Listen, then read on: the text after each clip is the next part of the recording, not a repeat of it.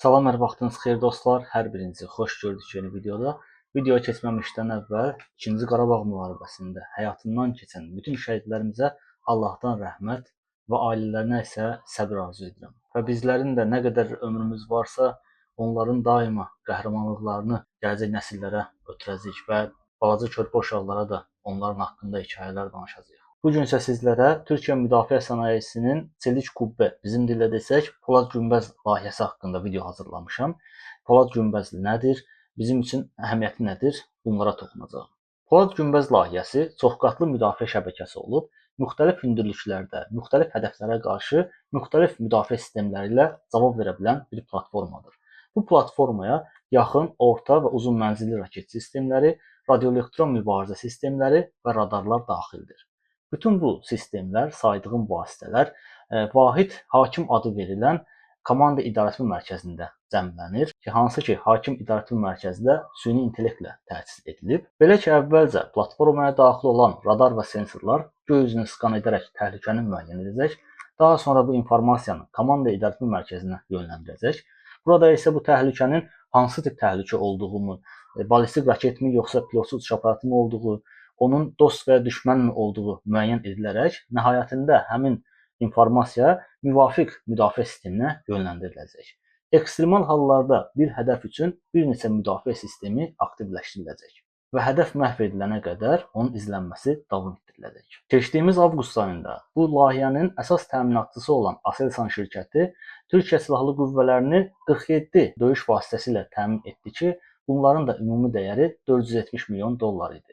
Hansı ki, bu vasitələr Polad Günbəz layihəsinin əsas elementləridir. Layihədə Aselsan ilə yanaşı TÜBİTAK SEİC, Raketsan və MKY şirkətləri də iştirak edir. Eyni zamanda ümumi dəyəri 280 milyon dollar olan 14 araşdırma mərkəzi də istifadəyə verildi. Polad Günbəz layihəsinə daxil olan sistemlər arasında Hisar-A, Hisar-O, Siper və Gökdemir kimi raket kompleksləri, Gökər, Gökberk, Redet, Puhu, Korkut, Kalkan, Alp, Gürz, Şahin və İhtar kimi sistemlər vardır. Və bütün bu sistemlər 4 ilə 150 km məsafədə müdafiəni təmin edəcək. Belə ki, əvvəlcə uzun mənzilli hədəflər üçün Siper bu hədəflərə qarşılıq verəcək. Qeyd edim ki, Siperin bir versiyası, Siper 1 versiyası artıq istifadəyə verilib və mənzili 100 km təşkil edir. Siper 2 versiyası da bu il ərzində testləri tamamlanıb istifadəyə veriləcəyi gözlənilir. Hansı ki, onun da mənzili 150-180 km təşkil edir. Qısa və orta mənzilli hədəflər üçün isə Hisar-A, Hisar-O və Gökdemir kimi raket kompleksləri istifadə olunacaq. Daha yaxın mənzilli hədəflər üçün isə Gürz və Korkut kimi iri çaplı zenit topları istifadə olunacaq. Bu sistemlərin hamısı haqqında danışsam, düşünürəm ki, video çox uzun və yorucu olar. Hər bir sistem ayrı-ayrı videoların mövzusudur. Amma bu sistemlər arasında ikisi var ki, mənim diqqətimi cəlb etdi. Onlardan qeyd etmək istəyirəm sizlərə. Bunlardan biri Korkut, digəri isə Gökdemir hava hücumundan müdafiə sistemləridir. Korkut Türkiyənin yerli və milli imkanlarla ərsəyə gətirdiyi zenit top sistemidir. 2 lüləli olub 35 mm-lik mərmilərdən istifadə edir. Ki, bu mərmilər partlayıcı mərmilərdir, qəlpələnən mərmilərdir. Hədəfə yaxınlaşarkən parçalanır və hədəfə daha çox zərər verir. Mənzili 4 km olan bu sistemin dəqiqədə atış sürəti 1100 mərmi təşkil edir. Və sistemə 2 növ mərmi yüklənir ki, ehtiyaca uyğun, hədəfə uyğun bu mərmilərdən istifadə olunur. Hər Korkut batareyasından 3 atıcı sistem və bir komanda idarəetmə mərkəzi daxildir ki, bu komanda idarəetmə mərkəzi də özündə 70 km mənzilli radarı birləşdirir. Və bu sistem tırtıllı platforma üzərinə inteqrasiya edilib ki, bu da çətin keçilən ərazilərdə hərəkət qabiliyyətini yaxşılaşdırır. 4 km mənzilinin olmasına baxmayaraq Korkut alçaqdan uçan hədəflər üçün ucuz, amma effektiv həll yolu təklif edir. Yəni, bir sözlə, bax balaca boyu var, dam dolusu toyu var. Eyni zamanda Korkutun döyüş təcrübəsi də var. Belə ki, Korkut Suriyada keçirilən Fırat Kalkanı, Barış Pınarı və Zeytin Dalı kimi əməliyyatlarda istifadə edilmişdir. Bir digər haqqında danışacağım sistem Gökdemir alçaq və orta mənzilli raket kompleksidir. Gökdemir TÜBİTAK SEİC şirkət tərəfindən dizayn edilib və elə həmin şirkətin də istehsal etdiyi Gökdan raketlərindən istifadə edir. Gökdan raketinin mənzili əslində 70 km təşkil edir, amma bu sistemlərdən Gökdemir atış qurğularından atıldığı zaman 35 km məsafədə effektiv olacaq.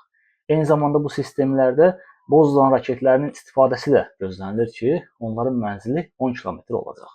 Amma əgər bu sistemlərdə Hisar sinfi Hisar RF radar axtarıcı başlığa sahib raketlərdən istifadə olunarsa, mənzili 40 kilometrə qədər artacaq. Bəzi ekspertlər Gökdəmir raket kompleksini NASAMS müdafiə sistemi ilə eyni təbəqəyə qoyurlar, müqayisə edirlər.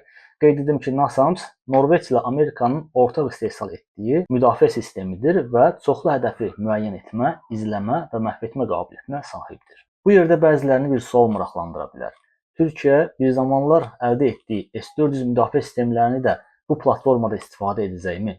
Bu haqda Türkiyənin İqtisadiyyat və Xarici Siyasət Mərkəzinin sədri olan Sinan Ülgən bildirib ki, Polad Günbəz tipli çoxqatlı müdafiə şəbəkələrində bütün müdafiə sistemləri bir-birləri ilə koordinasiyalı şəkildə fəaliyyət göstərir və bütün bu əlaqələr şifrələnir və beynəlxalq səviyyədə həyata keçirilir.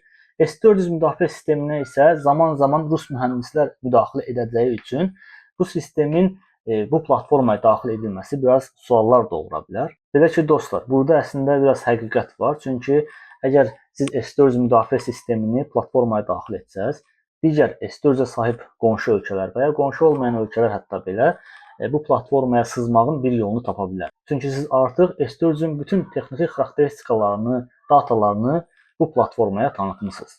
Yəni bu proses Türkiyə üçün həm hərbi, həm də siyasi problemlərə səbəb ola bilər. Siyasi problem nə ola bilər? Bildiyiniz kimi Türkiyə S-400 müdafiə sistemlərini əldə etdikdən sonra başına gəlməyən qalmadı. F-35 layihəsindən çıxarıldı, sanksiyalara məruz qaldı. Yəni bu S-400 Türkiyəyə o qədər də uğurlu olmadı. Ona görə də məncə Türkiyə S-400 müdafiə sistemini bu platformaya daxil etməyəcək. Həm də Türkiyə NATO ölkəsidir. Bu silah sisteminin platformaya daxil edilməsini digər NATO ölkələri də xoş qarşılamaz. Polad Günbəz layihəsi haqqında Türkiyəli admiral Cihat Yaycı da öz fikirlərini bildirərək qeyd edib ki, bu tip platformalar günümüz müharibələrində çox önəmlidir. Çünki hal-hazırda döyüşlər üz-üzə aparılmır. Uzaqdan idarə olunan təhlükələr var, pilotsuz şapratlar var, raketlər var. Yəni bir təhlükə hələ sizə çatmamışdan çox-çox əvvəl sizi nişan alır. Sizin hava sahənizə girməmişdən sizi nişan alır. Ona görə də bu kimi situasiyalarda döyüş təyyarələri o qədər də effektiv deyil. Hava hücumundan müdafiə sistemləri həlledici rol oynayır. Onun sözlərinə görə S-400 müdafiə sistemi bugünkü gün döyüş təyyarələrindən daha vacibdir. Doğrudur, döyüş təyyarələri hücumlar zamanı effektiv olur, amma yenə də qeyd etdiyim kimi özünü müdafiə üçün S-400 kimi müdafiə sistemləri mühümdür.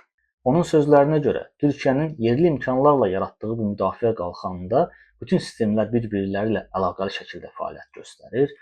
Uzun mənzilli hədəflərə qarşı siper cavab verir. Qısa və orta mənzilli hədəflərə qarşı Hisar A və Hisar O kimi sistemlər cavab verir.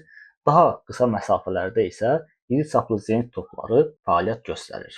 Eyni zamanda o bildirib ki, bu layihə, Polad Günbəz layihəsi İsrailin Dəmir Qübbə layihəsinin türk versiyasıdır. Hətta bu layihə, Polad Günbəz layihəsi daha geniş əhatəyə sahibdir. Belə ki, bu platformaya daxil olan radarlar 600 kilometr mənzilə nəzarət edə bilirlər. Bu mənzil İranın şimalından İsrail də daxil olmaqla İraq, Suriya və Qara Dəniz xəttinə qədər davam edir. Hətta o qeyd edib ki, bu müdafiə platformasını dənizlərə, okeanlara da daşımaq lazımdır, gəmilərdə də istifadə etmək lazımdır. Çünki gəmilər hərəkət etdikcə bu qalxan da hərəkət edir. Amma bunun üçün əvvəlcə hava hücumundan müdafiə gəmisinin yaradılmalı olduğunu qeyd edib. Cihat Yaycıya görə Azərbaycan kimi dost və müttəfiq ölkələr də Polad Günbəz layihəsinə qoşulmalıdır. Hər iki ölkənin müdafiə sistemləri bir-birlərinə inteqrasiya edilməlidir. Məncə də dostlar bu mümkündür, çünki 2023-cü ildə Türkiyə ilə Azərbaycan arasında ortaq hava sahəsi haqqında bir anlaşma imzalanmışdı. Bu anlaşmaya görə bir ölkənin hərbi hava qüvvələri digər ölkənin ərazisinə nəzarət edə bilər və hətta ortaq əməliyyatlar belə həyata keçirə bilərlər. Yəni bu mümkün olubsa, Polad Günbəz layihəsinə qoşulmağımız da mümkündür. Amma bizdə Rusiya istehsallı müdafiə sistemləri var. Bu sistemlər Polad Günbəz layihəsinə tanıdılarmı, o sistemlərə qoşularmı? Orası biraz sual altındadır ki, bunu da gələcək göstərər. Düşünürəm ki, bu layihəyə qoşulsaydıq, həm Türkiyə üçün, həm də bizim üçün çox yaxşı olardı. Çünki bizə hədəflənən, amma bizim görə bilmədiyimiz təhlükələr olanda Türkiyə sistemləri onları görüb məhv edə bilər. Eyni zamanda Türkiyəni nişan alan, amma Türkiyənin görməyib bizim görə bildiyimiz hədəflər isə biz məhv edib onları xilas edə bilərdik. Və siz bu barədə nə düşünürsünüz? Sizcə bizim bu layihəyə qoşulmağımız yaxşımı olardı, yoxsa pismi olardı? Bu barədə fikirlərinizi rəylər bölməsinə yazmağı unutmayın. İzlədiyiniz üçün hər birinizə minnətdaram. Bir daha 2-ci Qarabağ müharibəsində həyatından keçən şəhidlərimizə, öz canını qurban vermiş şəhidlərimizə Allahdan rəhmət diləyirəm. Hətta 1-ci Qarabağ şəhidlərimizə də Allahdan rəhmət diləyirəm. İndi bəziləri çıxıb yazar ki, niyə 1-ci Qarabağ şəhidlərini demirsən, 2-cini deyirsən? Çünki bu ay onların ayıdır. Ona görə onları xüsusi qeyd etdim. Gələn videolarda görüşənədək hələlik.